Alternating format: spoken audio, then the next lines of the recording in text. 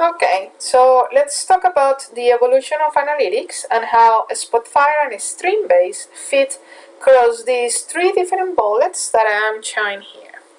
So let's start with the visual analytics, basic. Let's think about Spotfire and all the great features that we have on the data discovery part, especially with the new 7.6 version, where we can do a lot on the data wrangling, data manipulation, quality of the data, splitting columns, one click of the mouse, pivoting, unpivoting, and so on. Let's also think about all the dashboards and dashboarding capabilities that the Spotfire has that are very friendly for the user. Very easy to just drag and drop to create new visualizations, to change colors, to change the appearance and make it look very nice. We can also add any type of theme where we can actually make the colors and make the links and make everything look good and consistent with the company logo or the company colors and so on. And we also know that we can keep those dashboards linked to multiple sources that we actually have connectors, natural collectors embedded on the tool to be able to bring this data from. And that we can share this in many different ways. We can share it as a URL link where we can just provide the web page for this report, so anybody from your team or external to the company can access to this dashboard, or we can embed these dashboards into your own HTML page or SharePoint or so. So let's move to the second bullet here, and let's talk about more of the advanced analytics capabilities that we have on the tool that are out of the box. And let's identify when those tools are not out of the box anymore and when we may need to include some programming language like R. Okay? So for this, I'm just going to highlight the fact that Spotfire has an amazing collection of visuals that are out of the box. So with what that means is that you're going to be able to just bring that visualization and one or two clicks of the mouse provide a lot of insights of your data. So that is already there. Now we also have embedded on the tool multiple statistical features that you are going to have access if you go to your tools, and then you see this menu here that has a lot of extra options. So let's talk about a couple of these. Data relationships, for example, when you need to identify a specific relation between an X and a Y.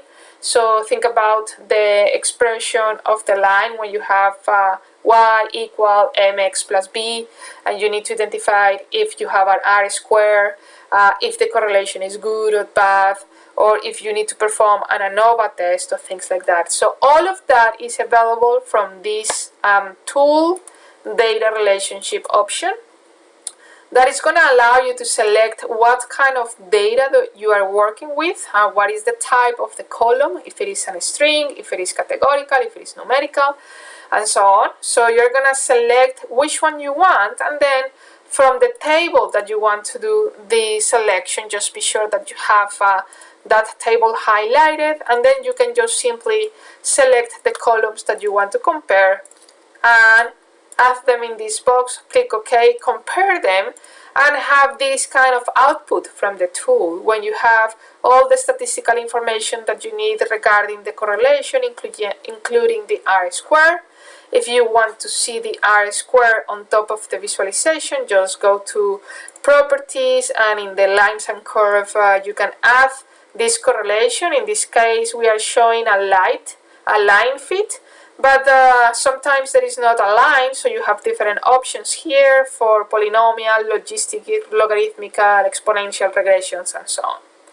Now you would like to see the model, you can just click here and go to Show Expression with Values, where you can actually see the expression. So we were talking about Y equal mx plus b.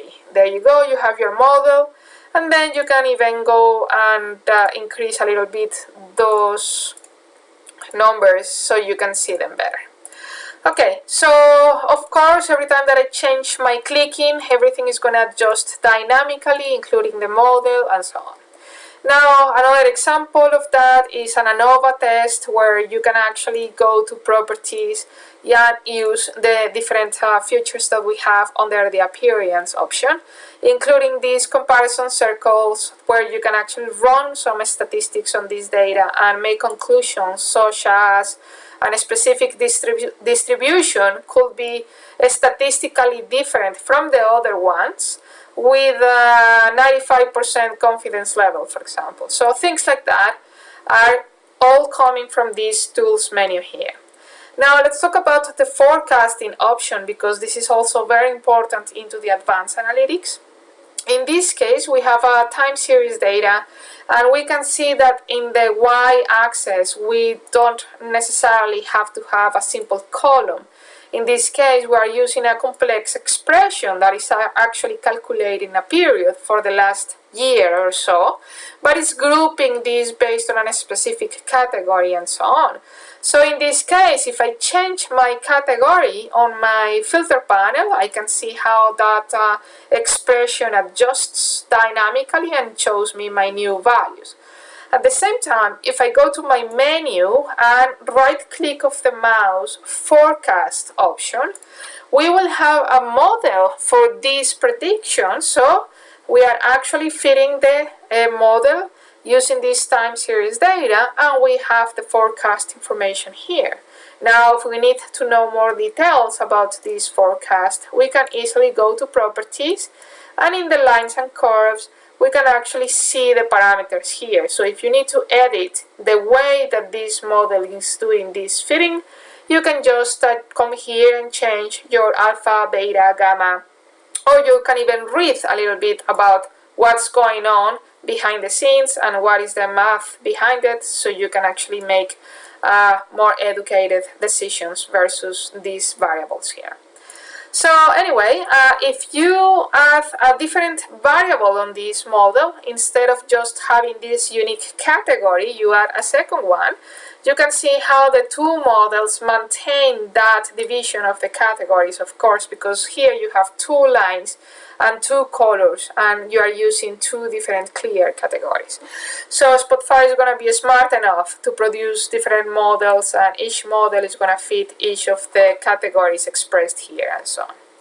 So in the regression modeling field, we also have a lot of options. So if you go to tools and if you go to regression modeling, you're going to have the classical linear regression or regression tree options. So you can create your multivariable models here with one or two clicks of the mouse.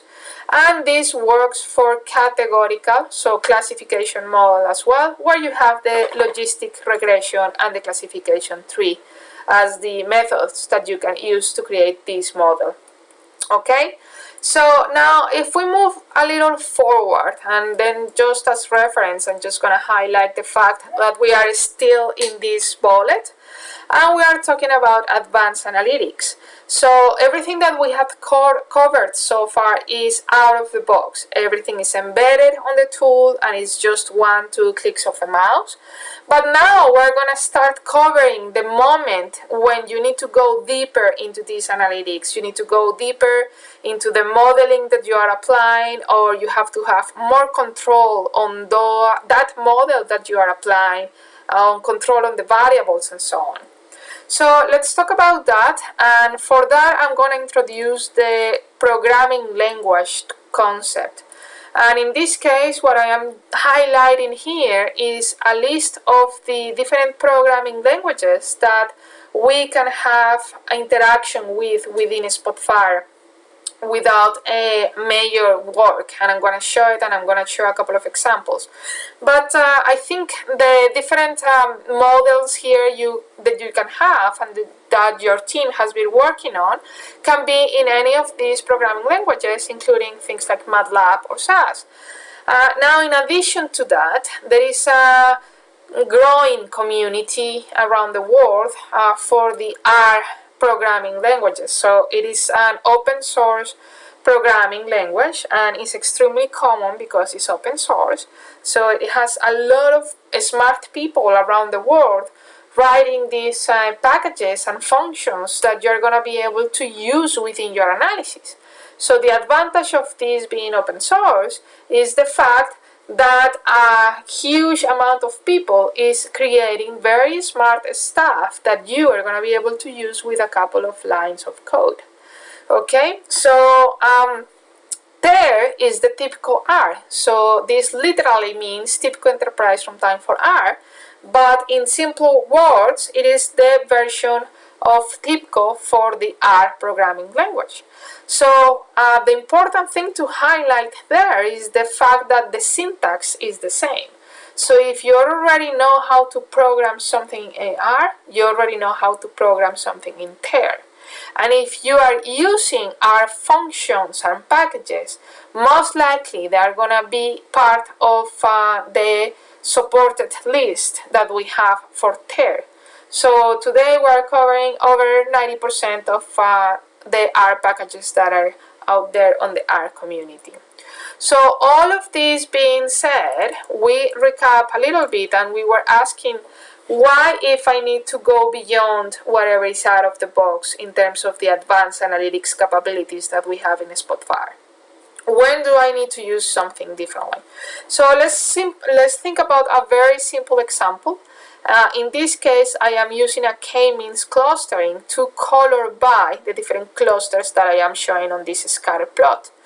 But in this case, what if I want to go one step forward and I want to have a little more control of what's going on behind the scenes? For example, I will add that table that is showing me the actual size of the cluster and the actual centroid of the cluster, X and Y. So how I'm doing this? We're going to introduce the concept of a data function. So under the tools menu, if you go to register data function, we're going to see that we have a very friendly user interface where we can actually select the different programming language that we will use. And if it is, for example, R, we can just copy the script here, copy and paste it from somewhere else if you have it, paste it here, and just be sure that you wire up your inputs and your outputs based on the data that you have loaded in Spotfire. So what this means is that for this specific case, for example, I will have 3 lines, literally 3 lines of R code. And all I'm doing here is using a function that already exists in a package that already exists that I can just load into my TER engine that is embedded on Spotfire. So without the need of any third-party solution, we can run our own TER scripts that are using the R packages and the R syntax, and we can just wire up inputs with my loaded data and outputs with what I want to show. In this case, a column that is changing the colors on these markers, and a table that is providing the size and the XY coordinates of the clusters. So what happens when I change my number of clusters here? Dynamically, this is changing. So we have the actual simulation going on in real time per se, because I can actually change my inputs to my variables on the script and see the output being represented somehow on my visualizations right away. So I have everything within the same tool. If you need to install a specific package, for example, just go to Tools, TER Tools, and in Package Management, you can load the amount of packages that you have available and just click in the one that you need and click on the Install option and done. That's it. That's all you need. Okay, now, why are we talking about all of these? Once you cross that line and once you are able to program your own data functions and go way beyond the basics, we are really moving into this prescriptive predictive area here. What you want to do with this is being able to have access to historical information, for example, being able to study your data, being able to identify patterns, being able to identify change on the slopes or variables going way outside the limits that you set for safety or things like that. all of that is going to show up somehow in your data. So let's take a look of an example, and let's take a look of the possibilities that you have once you include that advanced analytics into your own data, into your own use cases.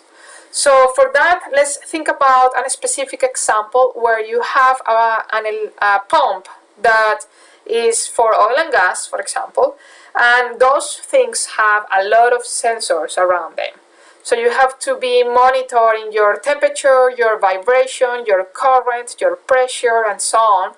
And all of these sensors are sending a lot of data that you're going to be able to analyze to study the history of this data. What is the data telling you? What is the story behind the data?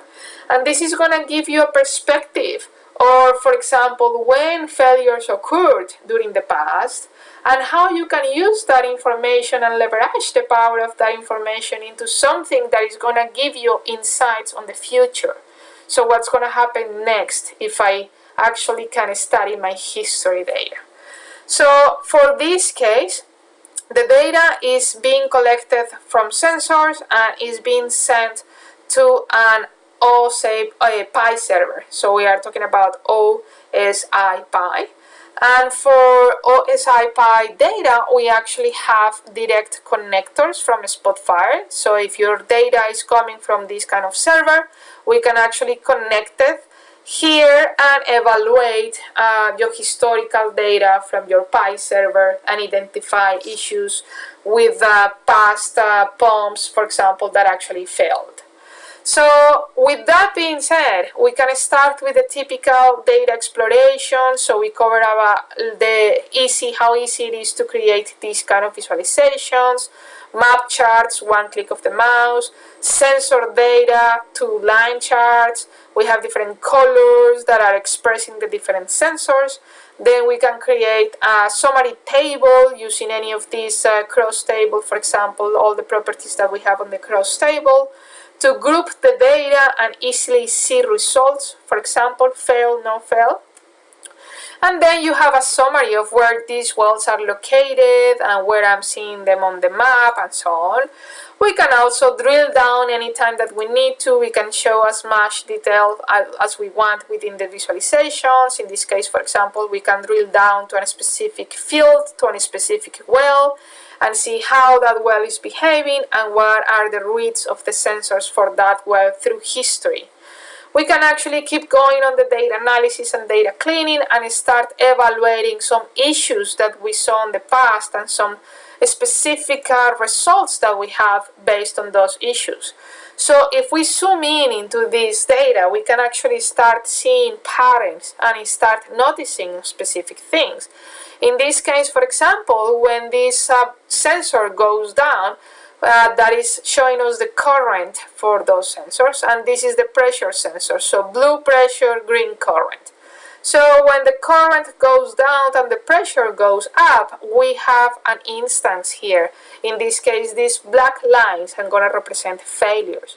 So clearly, we have a pattern that is telling us that we do have a failure every time that we see a change on the slope, and we see a drop in current, and we see an increasement on the pressure reads.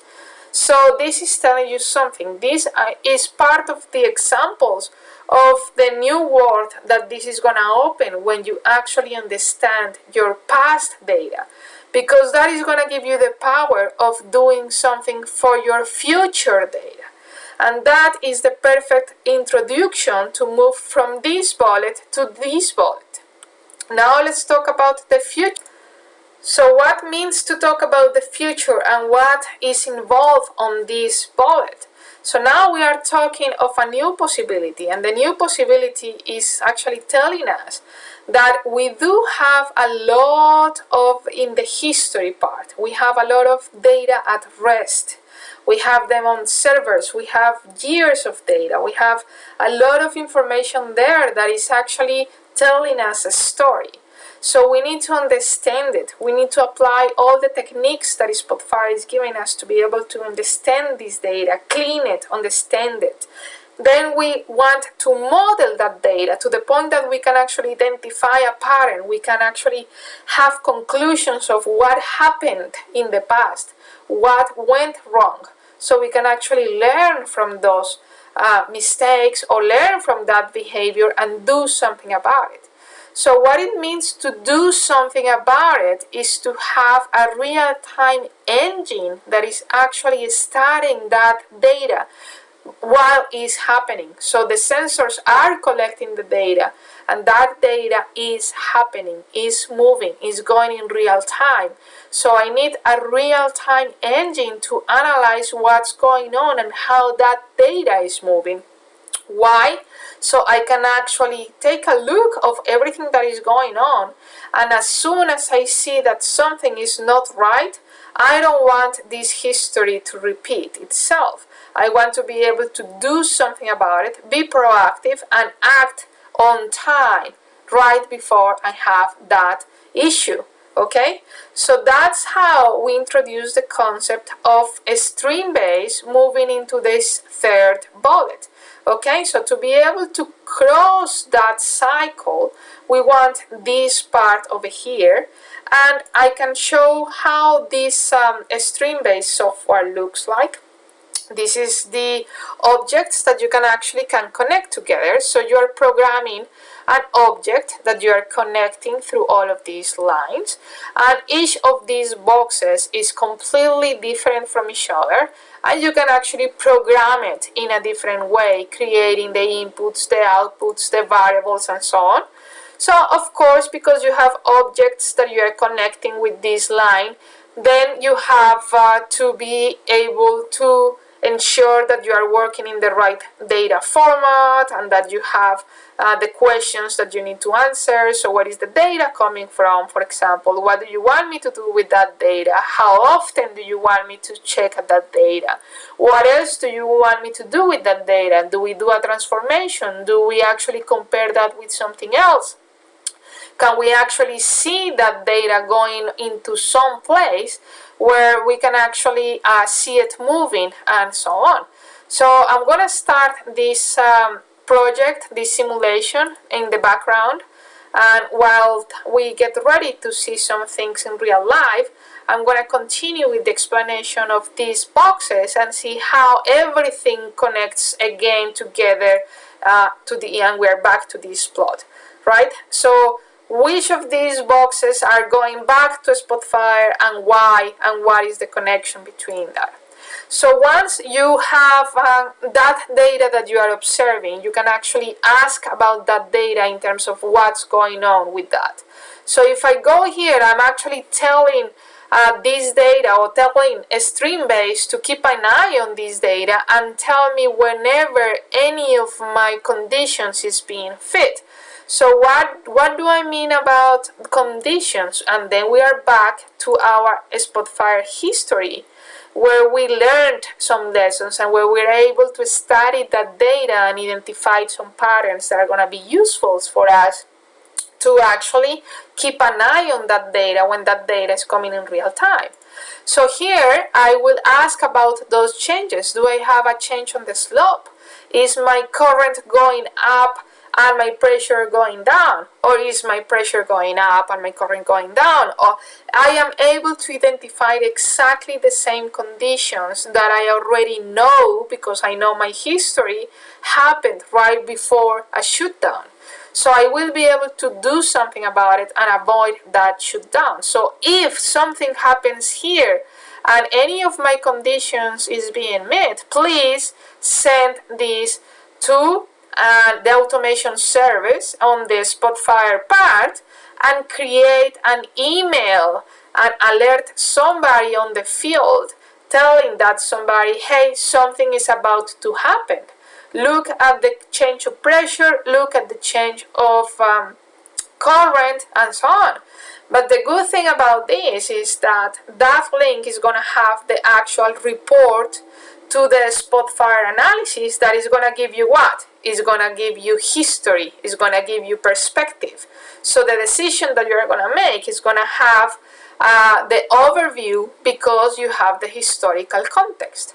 So as we can see, while we are talking, this simulation is going on, and I am already seeing some of these failures being sent to my inbox, and we're going to take a look at that in a minute. So here I have my inbox giving me all these alerts, telling me, hey, something is wrong, something is wrong. Of course, this is a simulation, so we are forcing this to happen in a matter of seconds. And at the same time, I'm going to have a link that I will be able to visualize on real time. So why is this important? Because Spotfire is giving me my whole history and my whole past, but I want to be able to visualize that that is actually going on, that the sensors are reading the data correctly, that the data is making sense, that everything is consistent, or at the same time, if something is going wrong, I can actually see it right away, and I can identify, hey, I have a very bad read over there, and I have an email coming inside right now because the simulation is giving me an alert and is telling me something is going on between those wells and those wells. Okay, now in addition to that, because we have the history here and we can understand what's going on with the history, and now thanks to a Streambase, we have the live part going on as well. So now within Spotfire, I have a live chart that is showing me what is going on, which sensors are actually being triggered by the alert, and why, and how that is changing the values. At the same time, this is going to give me a better perspective on my model, on my historical model, and it's going to give me a relation, a statistical relation between the prediction, the actual versus the predicted, and then I can tweak my model and make it even better. So here we go back again, where the analytics part of Spotfire was extremely important, and we had all the modeling capabilities and so on that are out of the box, where we can actually go beyond, tweak the model, get a better true positive percentage, increase this percentage, and keep closing the cycle. So the cycle closes there, where we can actually act on it. We can actually tell somebody that something is going on with those reads, with those sensors. But at the same time, we circle back to this part of the visualization, where we can tweak the model and keep learning and keep making better models with better fit with the actual versus predicted prediction. So that is how we cover the 3 bullets of the evolution of analytics with Streambase and Spotfire products.